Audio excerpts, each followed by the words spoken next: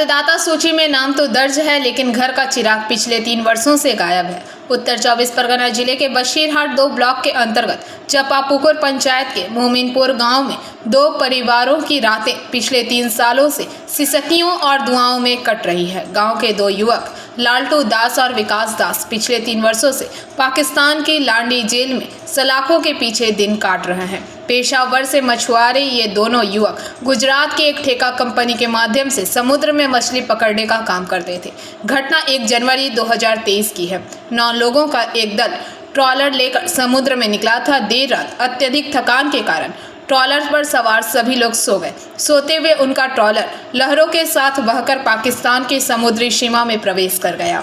Pakistani coast guard ने उन्हें पकड़ लिया।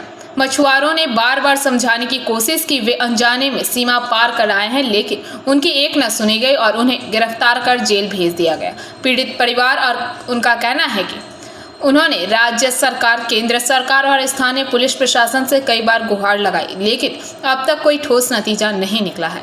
परिवारों की बस एक ही भावुक अपील है, हमारे बेटों को जल्द से जल्द वतन वापस लाया जाए। আমার ভাই লালটু দাস গত 3 বছর আগে প্রথম নামখানায় মাছ ট্রলারে মাছ ধরা কাজে যায়। ওখান থেকে কাজ ছিল না বলে, কাজের কম ছিল বলে ওখান থেকে কেরালে যায়।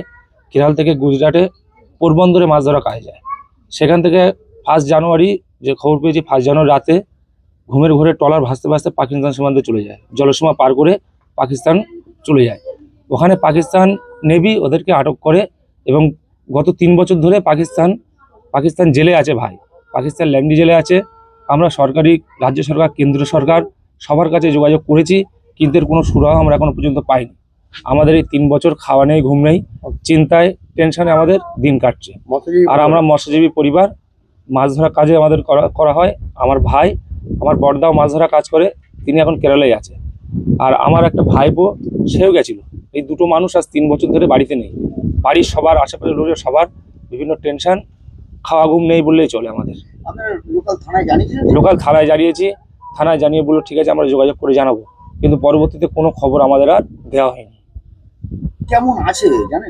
কেমন আছে লাস্ট 1.5 মাস আগে একটু কল হয়েছিল যে কোনো রকমে আছে, ওরা কোনো রকম খাওয়া দাওয়া সেরকম ভালো না, সেখানে সারাদিনে 3-4টে করে রুটি দেয় ওই, আর বিভিন্ন কাজকর্মের মধ্যে করতে হয়, কিন্তু ওরা ভালো নেই।